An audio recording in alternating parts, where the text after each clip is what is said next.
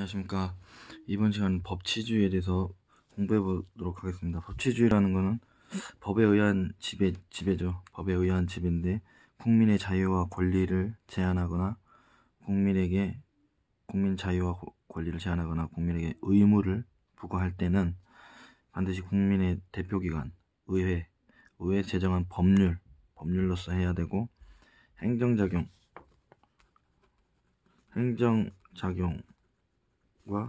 사법작용, 이것도 법률로서 하는 게, 법률의 근거를 둬야 되는 게 법치주의죠. 법치주의. 그래서 이런 원칙입니다. 그래서 법치주의 이념이고 원칙입니다. 그래서 국민의 자유와 권리 보장하고 법적 안정성과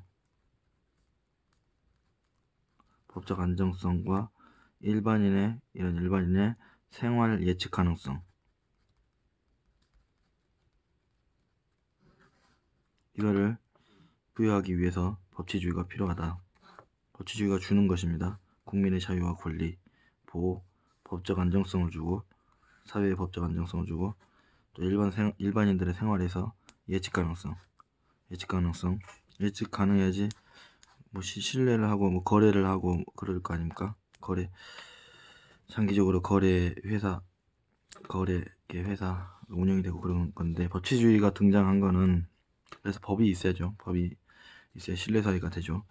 신뢰사회가 되는 건데, 법치주의가 등장한 건 13세기 영국에서 시작이 됐다고 합니다. 13세기 영국이면은 왕이 다스릴 때죠. 다스릴 때 영국에서는 이제 판례법을 중심으로 이제 보통법, 카먼 로라고 하죠. 보통법, 판례법을 중심으로 보통법이 발달을 했어요. 뭐 이렇게 거기는 사례에서 판례에 따라서 그 판례가 한번 생기면 그게 이제 법이 되는 겁니다. 그게 이제 카먼 로우라고 하는데, 그게 발달했어요. 영국은 불문법이 발달했습니다. 영국에서는. 그래서 그런 보통법 아래에서는 이 국왕도 이 카먼 로우에 구속이 된다.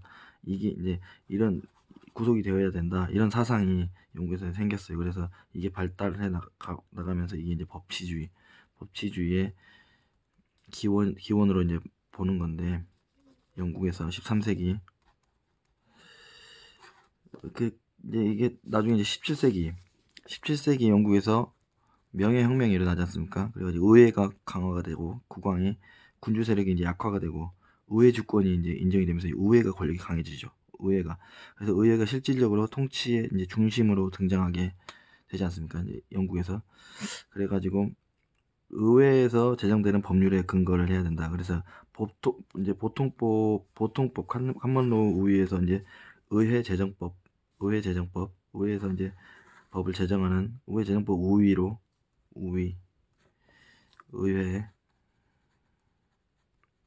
의회제정법 우위로 이제 법치주의가 그 중심이 보통법 우위에서 그 법치주의 중심이 이제 이동을 했죠. 이제 그럼 영국에서는 그랬고, 미국은 어땠을까? 미국은 어떻게 발전했습니까? 법치주의가. 미국은 영국의 식민지였죠. 최초에 영국 식민지에서 벗어나려고 막 그랬죠. 그래가지고 영국 의회에서 막 영국 의회에서 자의적으로 과세권, 막 보스턴 차 사건 발생하도록 막 과세를 하지 않습니까? 차에다 막 자의적으로 막 과세를 막 많이 먹이지 않습니까? 거기 반발해가지고 의회 권한을 우리는 견제할 수단을 찾아야 되겠다. 의회라는 것, 이 의회만 가지고는 의회가 자의적으로 이렇게 과세권을 하더라. 그래서 미국은 영국의 식민지로부터 이렇게 벗어나는 움직임으로부터 해가지고 그 의회 주권 사상에서 탈피해가지고 국가 기관들 상호간의 권력 분립의 이념을, 권력이 분립돼야 되겠더라. 의회와 이렇게 행정 사법 이렇게 권력이 분립돼야 되겠더라. 그런 이념과 견제를 중시하는 철저한 권력 분립 체계를 미국은 도입을 합니다. 그래서 미국의 법치주의에서는 권력 분립 체계가 이렇게 권력 분립 체계를 볼 수가 있는데, 법원에서 위헌 법률 심사 제도를 인정하게 된 거죠. 미국에서는. 그래서 사법부 우위에 권력 분립 제도가 미국에서는 정착하게 되었다. 이게 미국의 법치주의의 특징이다. 그래서 이게 미국의 이게 특이한 사법부 우위의 권력 분립 제도인데, 미 연방 헌법에 적법 절차의 원리를 규정을 해서 자의적으로 권력 행사를 못하게, 이렇게 국가가 자의적으로 권력 행사를 못하게 적법 절차의 원리를 미 연방 헌법에 규정을 한 거죠. 그래서 법치주의를 달성하려고 했고, 이제 이렇게 적법 절차의 원리, 이런 절차적인 측면에서 시작을 했지만, 이 미국의 법치주의는 전체 이제 실제법으로 먼저 내려왔죠. 실제법으로. 그래서 이렇게 그렇게 내려왔고, 이제 뭐 영국과 미국 봤으면 독일을 살펴본다면, 독일에서는 19세기 이 법치주의 사상이 나타나게 됩니다. 늦게 나타난 거예요. 늦게 나타났는데, 영국이나 미국처럼 권력을 제한하는 형태와는 다른 특징이 이렇게 나타났다. 이 정도만 해놓으면 고등학교 과정에서는 될 것 같습니다. 그래서 자본 독일에서는 민주주의를 완성해가는 과정에서 법치주의 이념이 19세기에 등장을 했고, 민주주의를 완성해가는 과정에서 19세기에 법치주의 이념이 등장을 했고, 영국하고 미국하고는 다르게 미국처럼 권력을 제한하는 형태와는 좀 다르게 그런 형태로 독일에서 나타났다. 그건 그렇다 치고, 이제 확장 개념 들어야 되는데, 형식적 법치주의에는 형식적 법치주의와 실질적 법치주의로 나뉘더라. 형식적 법치주의가 뭐냐, 실질적 법치주의가 뭐냐. 법치주의가 보니까 형식적인 법치주의라고 할 수 있는 게 있고, 여기에 대한 반성으로 실질적인 법치주의가 나오게 됐습니다. 형식적인 법치주의는 이제 국가 권력의 내용과 행사 과정을 법에 규정을 하는 겁니다. 법에 규정을 하는 거, 이게 형식적인 법치주의라고 할 수 있습니다. 그래서 어떤 국가 구성, 이거를 규정을 한다든지, 국가 구성의 본질적인 요소를 규정을 한다든지, 법으로 규정한다든지, 국가기관의 국가기관 구성을 법에 규정을 한다는 거, 이런 게 형식적인 법치주의입니다. 그래서 법에 규정을 됐으니까 이렇게 자의적으로 왕처럼, 군주처럼 자의적으로 멋대로 이렇게 하지 못한다. 이것도 법치주의로 본다. 그런데 이것은 형식적인 법치주의로 본다는 것이죠. 그래서 이 법치주의를 해서 국민의 자유, 권리 보호하고 법적 안정성이나 일상생활의 예측 가능성, 그거를 가져오자. 그래서 법치주의를 했는데, 형식적으로 법치주의를 한다. 법에 규정을 하는 거다. 이해가 되세요? 이렇게 법에 규정을 해서 이걸 국민의 자유, 권리 이런 걸 가져오자 이겁니다. 법적 안정성, 예측 가능성 이런 거 가져오는데, 형식적으로 법치주의가 되면은 되는 게 있더라. 그거는 법의 규정에 포인트가 있습니다. 국가 구성 요소를 법에 규정을 한다든지, 국가기관 구성한 것을 법의 규정에 따라서 국가기관을 구성한다든지, 이렇게 해서 법치주의가 될 수도 있어요. 이렇게 되기만 하면은, 법치주의가 되기만 하면은, 그 통치 질서가 법치주의에 의해서 이루어지기만 하면은, 그것을 국민 자유하고 기본권 보장이 가능하죠. 국가 권력이 분립이 되고, 법의 규정에 의해서 국가 권력이 분립이 되고, 법에 의해 통치가 되고, 법적 안정성이 이루어지고, 자유로운 국민 활동이 이루어져서 국가의 자의적인 권력 행사로부터 보호를 받을 수가 있다. 이렇게 되기만 하면. 그런데 이 형식적인 법치주의에서는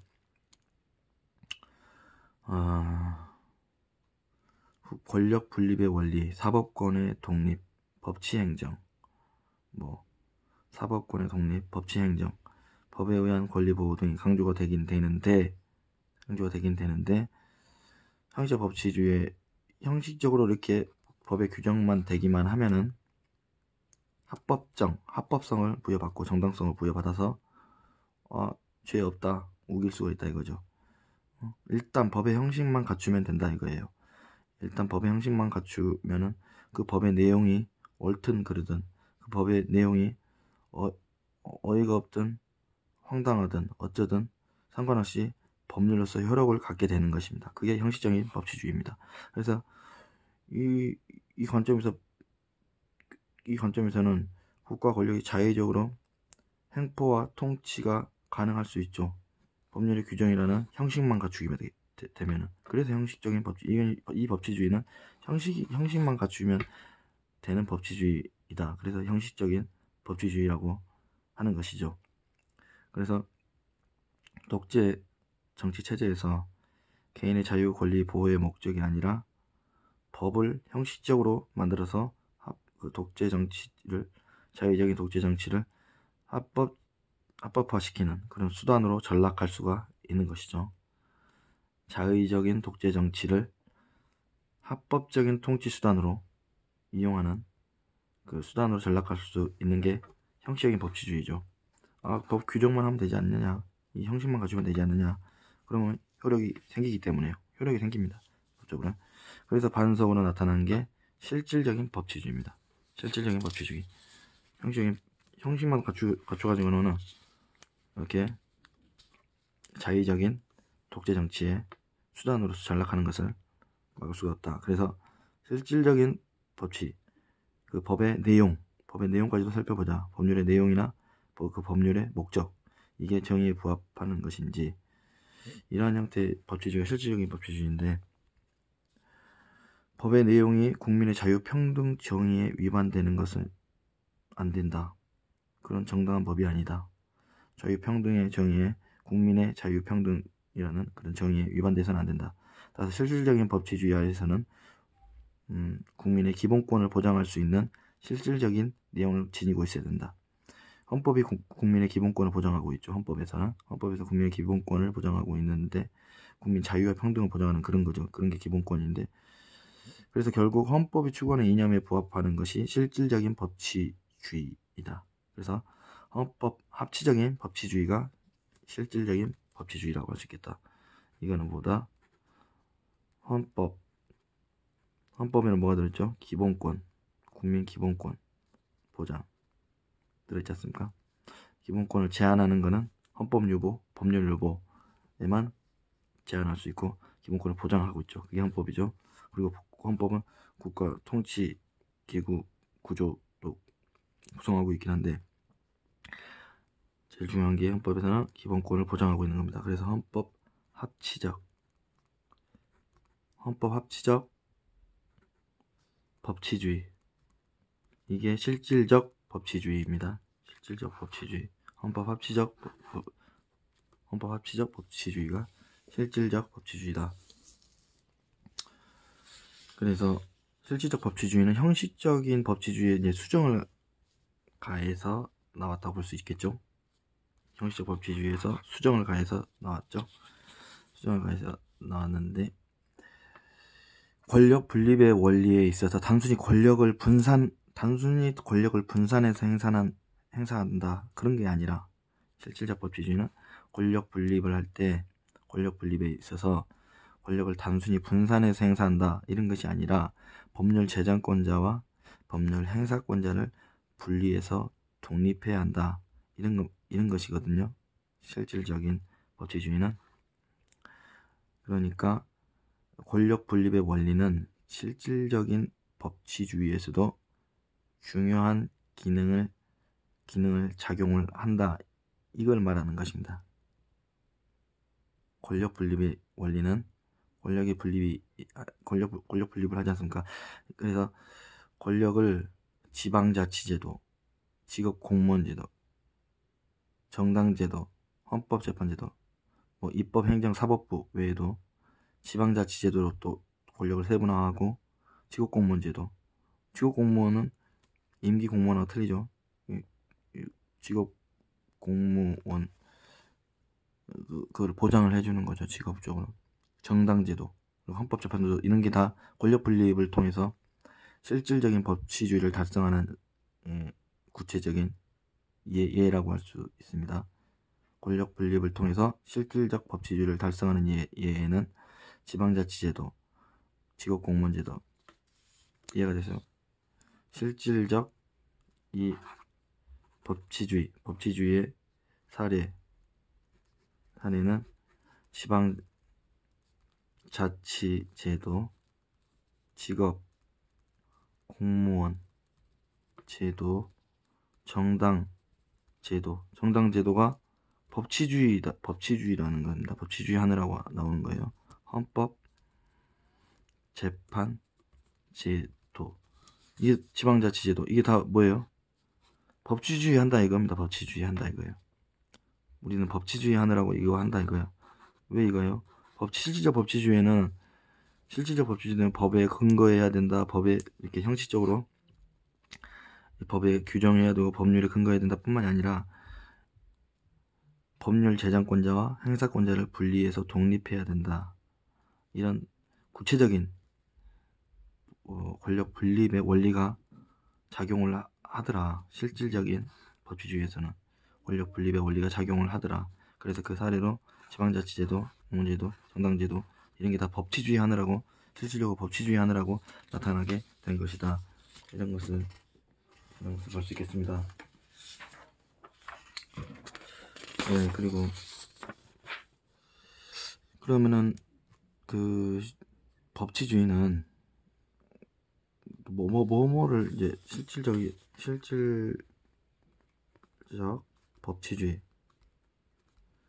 법치주의는 권력 분립이 작용하더라. 작용에는 지방자치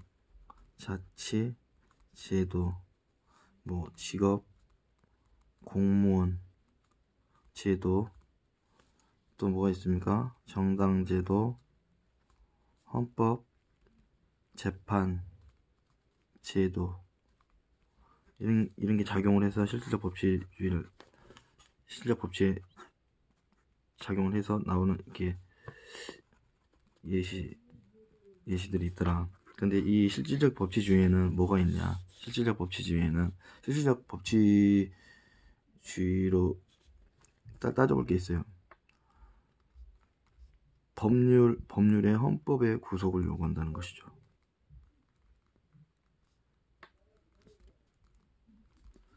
헌법의 구속.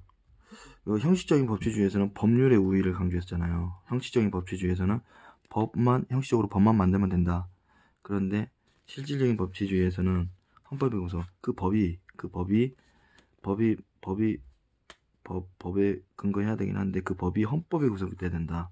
그래서 그 법률의 헌법의 우위, 법률의 헌법의 우위, 좌우간 법률에서 헌법에 아까 다 설명했던 거죠. 헌법에 합치돼야 된다. 헌법에 구속돼야 된다. 이런 한 가지 살펴볼 게 실질적 법치주의에서는 살펴볼 게 있고요. 그래서 헌법 적합성, 법률의 헌법 적합성. 두 번째는 법치 행정이 보장되어야 한다. 행정, 국가 권력, 행정 작용이 국가 권력 행사지 않습니까? 법치 행정이 보장되어야 한다. 원래 법치주의는 이 행정이 권력이잖아요. 그래서 행정행위의 법률 적합성에서부터 시작을 한 것입니다. 그래서 이게 권력이 여기 집행부 권력이지 않습니까? 행정이. 그래서 법치 행정은 국가 행정권이 법률에 근거해서 법률에 규정된 절차에 따라서 행해져야 된다. 그런 원칙인데 행정 행위는 법의 근거가 있어야 된다. 법률 유보죠. 이게 법률 유보가 뭐예요? 법률의 근거를 둬라. 그리고 행정 법률 우위의 원칙. 이건 뭐예요? 법치 행정. 행정이 법률보다 하위에 있다. 대통령이 행정을 하죠. 어디 나라하고 조약을 맺었어요. 근데 이상하게 맺어왔어요. 국가의 헌법 가치에 막 제멋대로 맺어온 겁니다. 이 사람 자기 정치적인 사욕 이익을 위해서. 그러면 국회에서 법률을 제정을 할 수가 있죠. 급히 제정을 해가지고 이 사람이 너무 이탈을 한다. 조약을 어떤 나라와 하고 그런 협상을 맺어왔는데 이상한 협상을 맺어왔다. 그러면은 법률을 급히 국회에서 제정을 해서 헌법 가치에 이탈하지 못하는 법률을 만들 수 있는 거죠. 그럼 그 법률이 우선하기 때문에 이 사람이 자의적으로 그런 행정을 못하는 거죠. 이 권력자가. 그 법률 우위입니다. 법치 행정, 그게 법치 행정이라는 거예요. 이게 실질적 법치주의. 법치주의가 되면은 그러니까 자의적인 권력 행사가 제한을 받게 되는 거죠. 법치주의에 있어서 구제, 보장, 이런 걸 통해서 국민의 자유 권리를 보호하는 데 그치지 않고 이미 침해가 된 경우에 법원에 의해서 사법부에 의해서 구제 보장을 할 수 있다.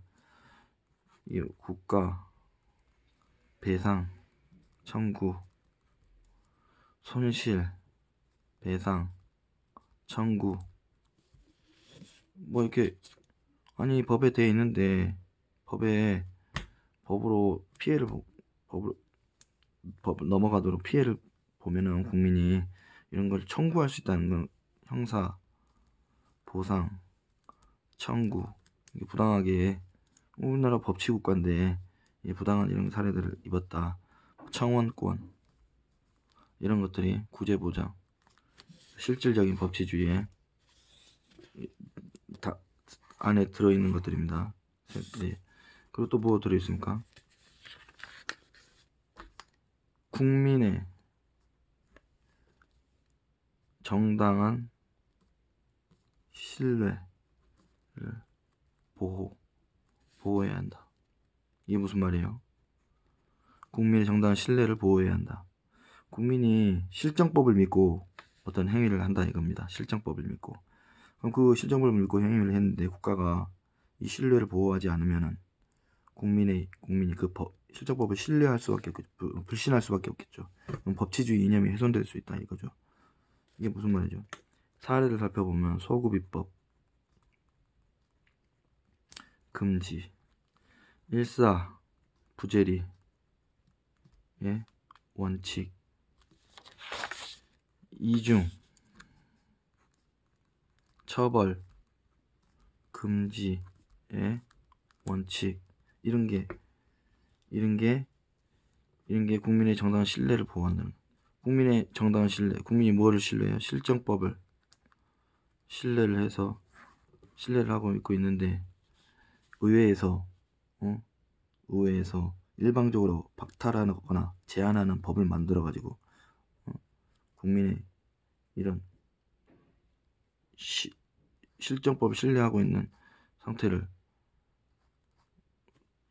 이 불신을 초래하게끔 깨면 안 된다는 거죠. 실정법을 믿고 했는데 소구입법 의회에서 소구입법을 해버린다는 겁니다. 소구입법이 뭐예요? 어떤 법을 만들 때 그 법을 만들었는데 그 법을 만들기 이전의 일까지 소급은 거슬러 올라가는 거죠. 그 이전 그 법을 만들었어요. 그 법을 만들기 이전의 일까지 일어났던 일까지 그 법을 만들기 이전에 일어났던 일까지 거슬러 올라가서 소급해서 그 일들까지 지금 만든 법이 지금 만들기 이전에 일어났던 일도 다 적용할 수 있다. 그 법이 그때까지 적용 효력이 미치게 하는 겁니다. 그런 법은 금지한다. 그런 법을 소급입법이라고 합니다. 소급입법은 효력이 만든 그 법의 이전까지 거슬러 올라가서 그 효력이 미치게 한다는 겁니다.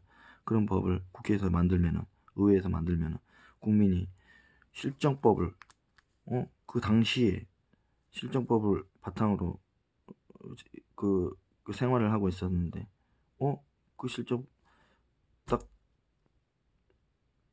어느 시점에서 법을 만들어서 그 거슬러 올라가는 이 실정법에서 살고 있었는데, 여기서 지난 다음에 효력이 미치게 하는 법을 만들면은 국민의 정당한 신뢰를 못 믿는다, 실정법 못 믿는다 이거죠. 그래서 소급입법 금지한다. 그래서 소급입법 금지가 법치주의 내용, 법치주의다. 법치주의 이념에서 나온 것이다. 일사부재리 원칙도 마찬가지죠. 형사소송법에서 한번 판결이 난 사건에 대해서는 다시 공소를 제기할 수 없다. 이 원칙이 일사부재리죠. 공소가 뭐예요? 공소는 재판을 신청하는 거죠. 재판을 청구하는 거죠. 검사가 재판을 청구하는 게 공소지 않습니까? 기소라고도 하고. 재판을 해줘라. 검사가 재판을 소송 거는 거예요. 소송 재판을 검사가. 그래서 그 재판에서 판결이 나오면 형을 사는 겁니다. 그래서 한번 들어가는 것이죠. 한번 그 공소에 들어가는 거예요. 일사부재리. 한번 판결이 한번 나는 거예요. 한번 사건에서 재판이 났어요. 한번 판결이 났어요. 그러면은 다시 하지 않는다. 2번 다시 하지 않는다. 다시. 그래서 공소를 제기하지 마라. 재판 한번 했으니까, 판결이 났으니까 검사는 또 공소를 제기해서 재판을 제기하지 마라. 일사부재리입니다. 한번 났는데 그 다음에 또 그 실정법을 신뢰를 하고 있는데 또해요. 시간이 지나서 또 그런 국민의 신뢰를 저버리는 걸 하면 안 된다. 또 이중처벌의 원칙도 마찬가지죠. 이중처벌의 원칙도 이중으로 같은 죄로 2번 기소하는 것을 금지하는 겁니다. 같은 죄로 일사부재리하고 비슷하죠. 같은 죄로 2번 기소당하는 거. 한 번 기소당했는데 또 기소당하는 거예요. 기소도 2번 하는 것을 금지한다. 이건 한번 판결이 난 거를 기소 다시 못하게 한다. 이런 것들이 그 국민의 정당한 신뢰를 보호한다. 법을 신뢰하고 있잖아요. 실정법을 신뢰하고 생활하는 것을 보호를 해줘야 된다. 그래서 소급입법 금지해줘야 되고, 일사부재리 원칙, 이중처벌 금지 원칙, 이런 게 있는 겁니다. 이게 다 실질적인 법치주의 내용이다. 법치주의 내용입니다. 마지막으로 법치주의 내용 중에는 뭐가 있습니까? 비례의 원칙 있죠. 비례의 원칙이 다 상식적인 겁니다. 이게 사회 나가면 상식적인 거예요. 고교 과정에서 다 나오는 건데, 상식적인 거. 비례의 원칙이 뭐죠? 이게 헌법에서 나오는 헌법상 보장되는 건데, 이게 과잉금지의 원칙. 과잉금지. 과잉금지? 권력 행사를 과잉해서 과잉되게 권력을 이렇게 집행하면 안 된다. 과잉금지의 원칙이에요. 과잉금지 원칙. 그래서 국가기관이 권력 행사를 할 때 어떤 목적을 이루려고 권력 행사를 할 거 아닙니까? 그럼 그 목적을 이루려고 하는 것은 그 목적이 정당하냐? 그 목적을 이루려고 하는 국가 권력의 방법의 수단이 적절하냐? 법익의 균형. 법익이 뭡니까? 법익은 법으로 보호하려는 어떤 객체죠. 법으로 보호하려는 객체. 국민의 생명을 보호하려, 그러면 살인을 방지하기 위해서 국민의 생명을 보호하지 않습니까? 국민의 생명이 법익이라는 겁니다. 그러면 또 가치, 어떤 법적으로 보호해야 될 가치, 이런 것도 법익이죠. 그래서 이런 법익의 이 균형성도 따져봐야 되고, 이렇게 국민 권리를 제한할 때 최소한의 제한을 해야 된다. 이런 것들의 목적의 정당이나 수단의 적절성, 법익의 균형성, 제한의 최소성, 이런 것들을 비례적으로 이런 것들의 균형을 과잉을 금지한 균형 있게 행사를 해야 된다. 권력을 균형 행사. 이게 비례의 원칙입니다. 과잉금지. 권력의 균형 행사. 뭘 균형? 목적, 수단, 법익, 그리고 제한의 최소, 이런 것들의 균형입니다.